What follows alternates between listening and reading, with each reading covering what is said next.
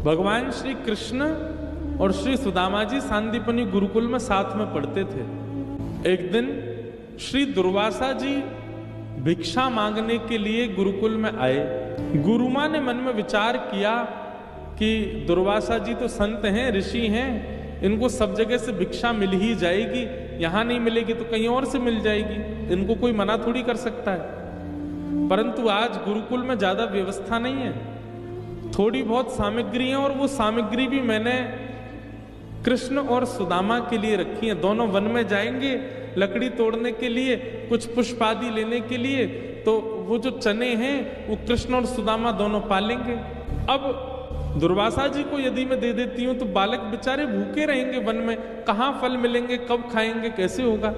तो गुरु मां ने आज दुर्वासा जी को भिक्षा देने से इनकार कर दिया और कहा, महाराज जी आज तो आप कहीं और से पा लीजिए, कल हम दे देंगे। दुर्वासा जी को यह बात उचित नहीं लगी। थोड़ी दूर जाकर के दुर्वासा जी ने नेत्र बंद करके अपनी दिव्य दृष्टि से देखा तो 2 पोटलियां रखी थी, उनमें चने भरे हैं, लेकिन फिर भी गुरु मां ने मना कर दिया। दुर्वासा जी ने श्राप दे दिया, श्राप देता हूं जिनके लिए भी मां ने वो पोटलियां बचा के रखी हैं, जो भी उन चनों को खाएगा वो लक्ष्मीहीन हो जाएगा, उसके जीवन से लक्ष्मी चली जाएगी, भोजन पाने के लाले पड़ जाएंगे उसके लिए।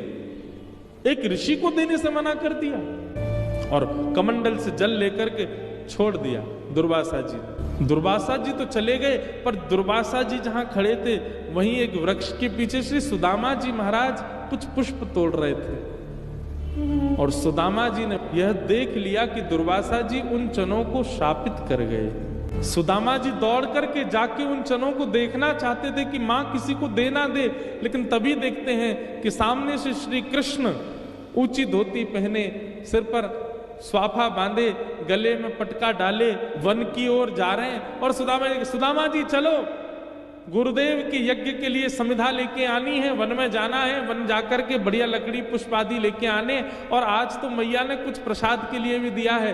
तभी ठाकुर जी ने पीछे से 2 पोटलियां निकाल करके सुदामा जी को दिखाई, देखो मैया ने हमारे लिए भोजन भी रख दिया है, कुछ चने रखे, बढ़िया वन में जाएंगे, वृक्ष के ऊपर बैठ के दोनों भाई खाएंगे प्रेम से।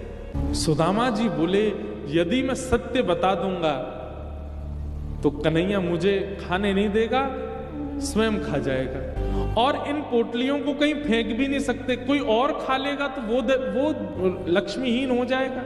कुछ भी हो जाए सुदामा, तेरो कन्हैया नहीं खावे इनको, बस ये विचार करिए। सुदामा जी थोड़ी दूर चल के बोले, लाला एक काम कर, बाकी सब सामान तू ले ले, वो चनान की पोटली मोए दे दे, तेरो भरोसा ना है, भूखे प्यासे से बैठे हम, कहीं गिर दई तो फिर का खाएंगे वन में जाके, मैं संभाल के ले चलूंगा, ला मोए दे दे।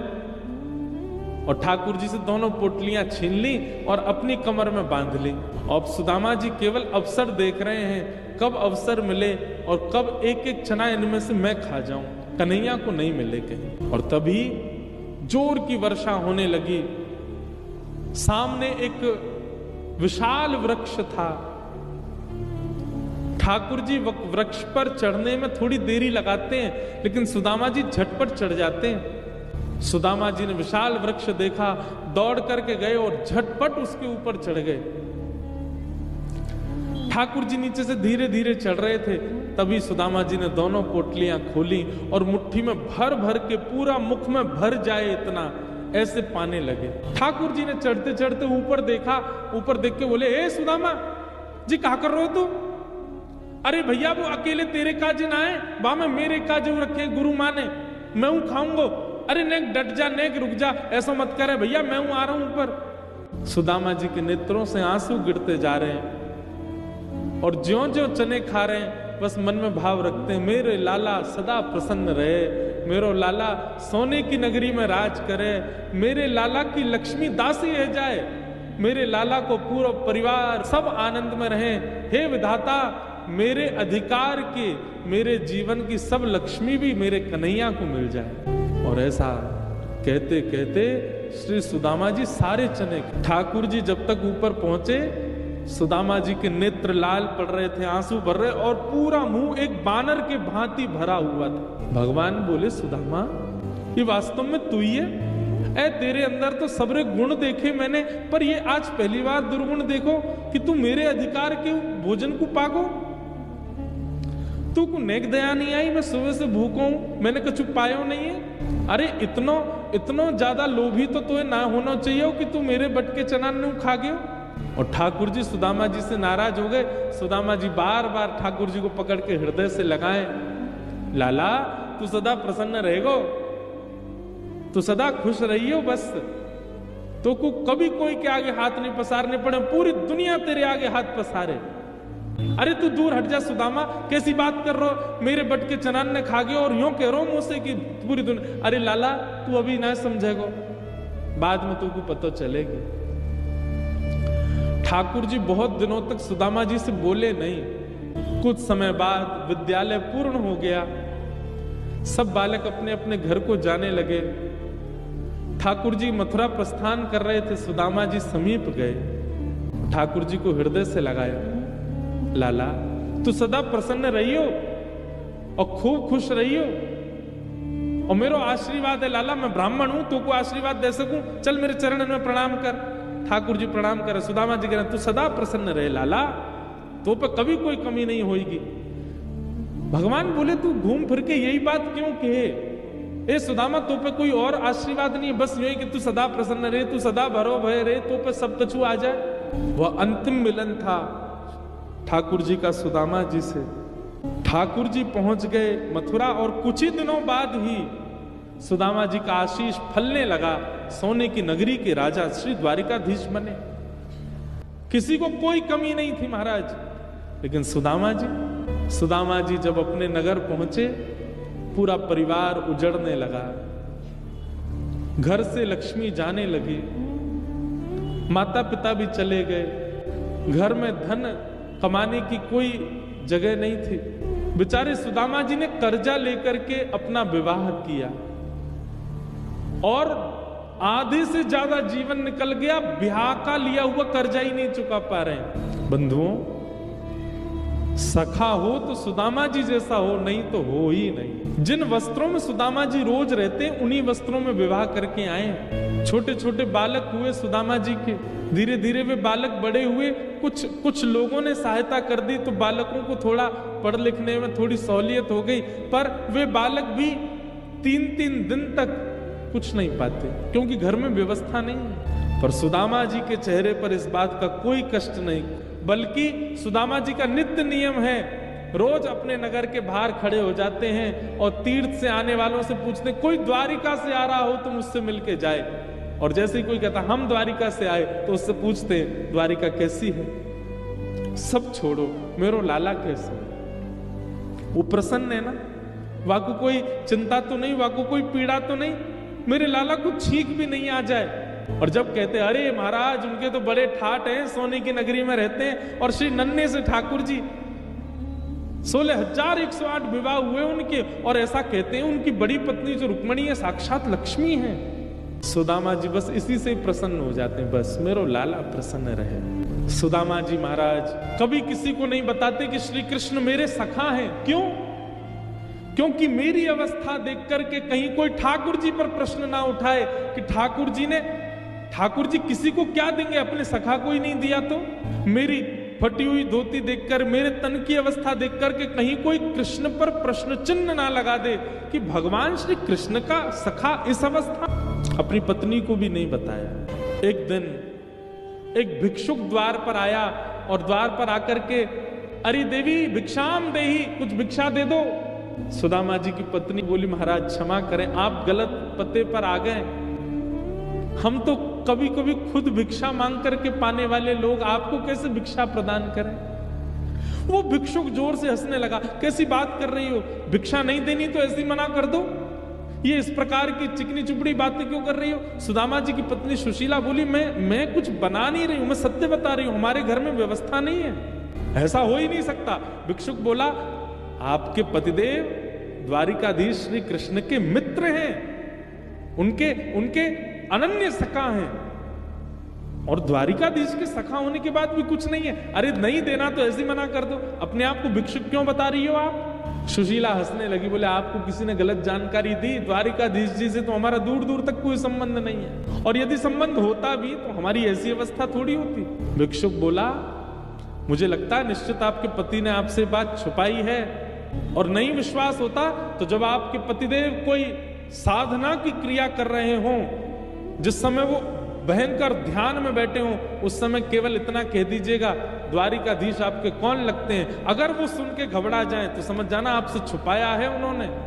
वो भिक्षुक कोई और नहीं है, साक्षात द्वारिकाधीश जी आए थे सुशीला को बताने, ताकि सुशीला सुदामा जी को कैसे भी द्वारिका भेजे और मैं सुदामा पर कृपा करूं। सुदामा जी साधना में बैठे थे, उस समय सुशीला कुछ भी कहे सुदामा जी का ध्यान कभी नहीं टूटता, लेकिन आज सुशीला ने अचानक कहा, सुनिए द्वारिकाधीश आपके कौन लगते हैं। और यह सुनते ही सुदामा जी के नेत्र खुल गए और जीव लड़खड़ाने लगी, कुछ का कुछ बोलने लगे, नहीं नहीं कुछ नहीं, हमारे ठाकुर जी लगते हैं द्वारिकाधीश, और कौन लगेंगे। बोले आप इतने घबरा गए, आपकी साधना तो कभी टूटती नहीं, चाहे बालक कितना भी हल्ला करे, मैं कुछ भी कहती रहूं, आज कैसे आपके नेत्र खुल गए।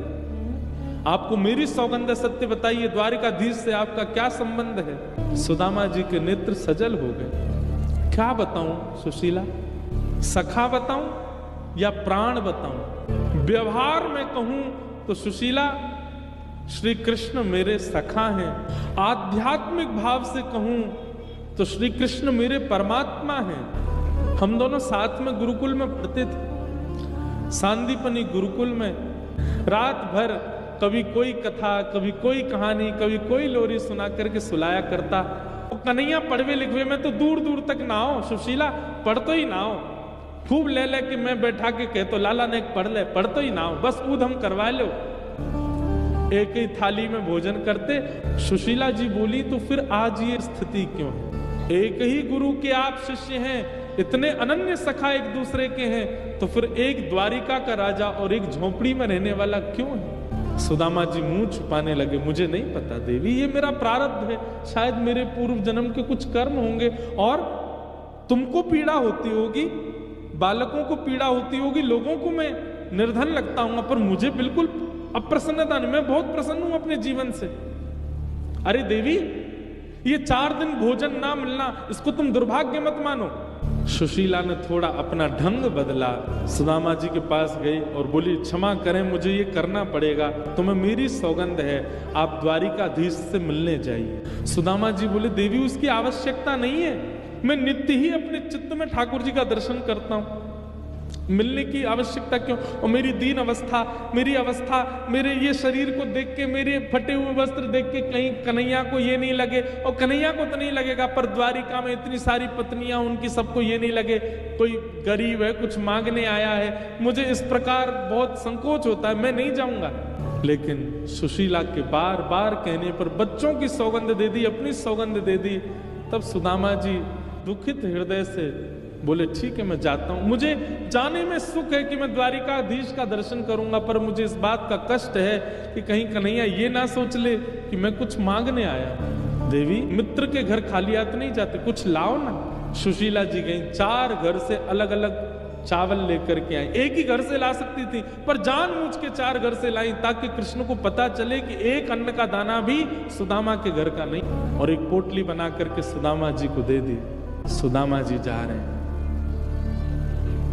चलते जा रहे हैं श्री सुदामा जी, चलते चलते रास्ता भटक गए, कहीं और पहुंच गए हैं। रास्ते में किसी से पूछ रहे हैं, भैया द्वारिका कितनी दूर है, तो किसी ने बताया, सुदामा जी आप गलत आ गए हो, ये गलत मार्ग है, अरे इतना पीछे जाना पड़ेगा, वहां से रास्ता जाता है। पतले दुबले से सुदामा जी कितने दिन से कुछ पाया नहीं, गिर जाते हैं चलते चलते।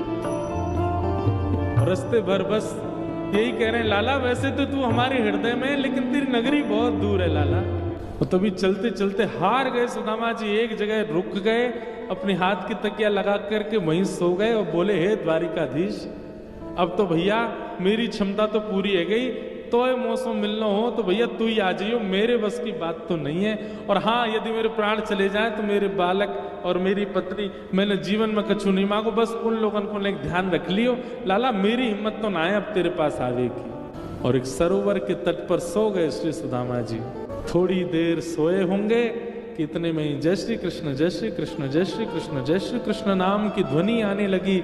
नेत्र खोल करके देखा तो चारों ओर स्वर्ण की नगरी है और सब लोग जय श्री कृष्ण नाम की ध्वनि बोलते हुए चल रहे हैं। सुदामा जी महाराज उठ के खड़े हो गए। सोए थे कि नदी के किनारे पहुंच गए कि नगरी में। कौन सी नगरी है ये, कौन सी जगह है ये, कहाँ आ गया हूं मैं। सब बोले भैया ये कंचन नगरी श्री द्वारिका है, श्री द्वारिकाधीश की नगरी है। सुदामा जी तो रोने लगे, नाचने लगे, बारे मेरे कन्हैया हम अधम करवे में पीछे नाए हटे और लाला तू कृपा करवे में पीछे नाए हटे। दोनों की होड़ लगी है। सुदामा जी महाराज द्वार पर पहुंचे। द्वारपालों से जाकर के कहा, पहले ही सुदामा जी ने समझा दिया, भैया हमारी तन की स्थिति, हमारे वस्त्र, हमारी अवस्था देख करके ये मत सोचना हम कुछ मांगने आए हैं। हम आपके द्वारिकाधीश के बाल्यकाल के सखा हैं, नाम हमारा सुदामा है, उनको केवल देखने आए हैं। पत्नी ने सौगंध देके भेजा है कि द्वारिका होके आओ। द्वारिका तो आ गए, अब बस कोई खिड़की से हमको कन्हैया और दिखा दो, वहीं से देख के चले जाएंगे, मिलना भी जरूरी नहीं है, और यदि मिलवा सको तो भैया बड़ी कृपा। द्वारपालों ने कहा, ठाकुर जी अभी राजभोग रोक रहे हैं, हम संदेशा भिजवा देते हैं, आप बैठो। सुदामा जी वहीं खड़े थे। द्वारपालों ने भीतर जाकर के बताया, बोले नाथ द्वार पर एक दुर्बल सा ब्राह्मण आया है, उसकी धोती फटी है, उसके तन की सारी हड्डियां गिन सकते हैं, परंतु उसके मस्तिष्क से लगता है कि कोई विद्वान ब्राह्मण है। आपका बचपन का सखा स्वयं को बता रहे हैं। नाम उन्होंने अपना सुदामा बताया। सुदामा शब्द सुनते ही भगवान कवल पा रहे थे रोटी का, वहीं रुक गए। सुदामा जी आए द्वार पर, हमारे सांदीपनी गुरुकुल बचपन के सखा श्री सुदामा जी आए हैं। बोले जी भगवान, तुम उनको भीतर क्यों नहीं लेके आए। बोले नाथ आप राजभोग रोक रहे थे, और भाई कह रहे थे कि खिड़की से हमको दर्शन करा दो केवल। ये सुनते ही ठाकुर जी तो महाराज नेत्र सजल हो और अपने सिंहासन से औड़े हैं मुख्य द्वार की ओर। मेरे सुदामा बेसुध हो गए ठाकुर जी। वस्त्र कहीं गिरता जा रहा है अंग का, मोतियों की माला टूट टूट के गिर रही है, मुकुट कहीं गिर गया द्वारिका का, केश बिखर गए ठाकुर जी के, और द्वार पर खड़े सुदामा जी को अपने अंक में भर लिया। मेरे सुदामा आ गए, मेरे प्राण सुदामा आ गए। और सब ठाकुर जी को वंदन करने लगे, जय हो कृपालु नाथ। बोले लाला अब यहीं मिल लेगो, भीतर ले चलेगो। ठाकुर जी हंसने लगे, सुदामा जी के गले में गलवैयां डाल करके भीतर ले गए। मंत्री आदियों ने एक आसन लगाया, एक सिंहासन लगाया। भगवान ने क्रोध में भर के देखा, बोले ये आसन क्यों लगाया तुमने। बोले श्री सुदामा जी बैठेंगे। बोले हटाओ इसको। आसन हटाया और द्वारिका के जिस राज सिंहासन पर स्वयं ठाकुर जी बैठते हैं उस पर सुदामा जी को बिठाया। और वहां बिठा करके सुदामा जी को बार बार कह रहे, लाला तू इतना मत करे, मैं इन सबको अधिकारी नहीं हूं, मैं इतना योग्य नहीं हूं लाला। बोले आपका अधिकार क्या है ये मुझसे अच्छा कोई नहीं जानता, इसलिए शांत बैठे रहिए, सब जानता हूं मैं आपका अधिकार क्या है। रुक्मणी जी को इशारा किया, देख क्या रही हो, जल्दी परात लेके आओ, ब्राह्मण देवता हमारे घर आए हैं, इनके पाद प्रक्षालन करें, चरण धोएंगे, पूरी द्वारिका में छिड़काव करेंगे, हमारी द्वारिका पवित्र हो जाएगी। सुदामा जी रोने लगे, बोले लाला ये सब मत करे। ठाकुर जी बोले अब आप बिल्कुल शांत मौन हो जाओ, सौगंध है मेरी, कुछ बोलना नहीं एक शब्द भी। ठाकुर जी ने चरण उठा करके जैसे ही परात पर रखे, चरण देखते ही ठाकुर जी को इतनी दया उमड़ी, इतनी करुणा आई।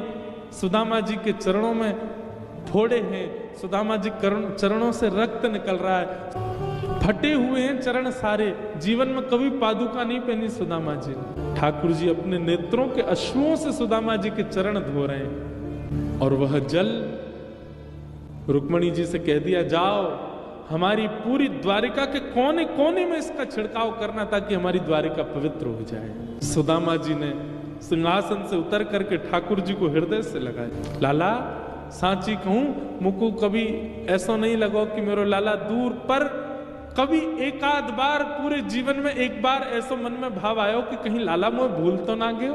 पर तेरो ये प्रेम देख करके लाला मुझको आज विश्वास है गयो कि मेरो लाला भूले ना है। सुदामा जी आपका ब्याह हुआ कि नहीं? सुदामा जी बोले लाला ब्याह हुए गए हो, बालक हुए गए। भगवान बोले हमको नहीं बुलाया विवाह में। बोले लाला अभी तक कर्जा चल लो है ब्याह को, तो ये बुला लेते तो तू कितने हाथी ने लेके आतो, कितने घोड़ा ने लेके आतो, कितने लोगों ने कहाँ थे बराती ने पवातो इतनो, या हमारे मैंने तो निमंत्रण उन्हें भेजो। सुदामा जी बोले वाह लाला, हमने तो एक ही ब्याह कियो, वहां में तो ये नहीं बुलाया तो तू नाराज है। इतने सारे ब्याह किए, हमें एक में ही बुला ले तो। ठाकुर जी बोले इनमें से कई ब्याहों में तो मैं भी नहीं गया था, बिना मेरे ब्याह हो गया। सुदामा जी बोले लाला पत्नी 16,108 है, पर पति तो अकेलो तू ही है। ठाकुर जी बोले हाँ पति तो हम ही है। तो लाला एक काम कर, इन सबंत कह मैं गरीब ब्राह्मण पत्रो दोबरोसो पधार जाऊंगा, सबन ने आशीर्वाद दूंगा, तो इन सबन की जगह तू प्रणाम कर, मैं तो आशीर्वाद दे दूं। और महाराज द्वारिकाधीश राजाधिराज महाराज त्रिलोकी नाथ सुदामा जी के चरणों में साष्टांग प्रणाम कर रहे हैं और सुदामा जी द्वारिकाधीश को आशीर्वाद दे रहे हैं। यह दृश्य उस समय पूरे ब्रह्मांड ने देखा और सब ने पुष्प वर्षा करके सुदामा जी की जय जयकार करी। सुदामा जी फिर लौट करके गए। फिर कथा आती है कि सुदामा जी की नगरी तो पूरी द्वारिका से भी सुंदर नगरी बन चुकी थी। सुदामा जी को जब पता चला कि भगवान ने इतनी कृपा कर दी, तो सुदामा जी बोले सुशीला तुमको यही चाहिए था ना, महल में रहो, अब तुम रहो यहाँ पे, बच्चों को पढ़ाओ लिखाओ बढ़िया, हम तो वन में जाके भजन करेंगे। इतने में ही ठाकुर जी प्रकट हो गए और प्रकट होकर के बोले सुदामा जी यदि महल में मैं संग रहूं तो भी नहीं रहोगे? सुदामा जी बोले तो रह लेंगे। बोले ठीक है, तो एक रूप से हम आपके संग महल में ही रहेंगे, अब आप यहीं निवास करो। के साथ सदा के लिए भगवान बस गए।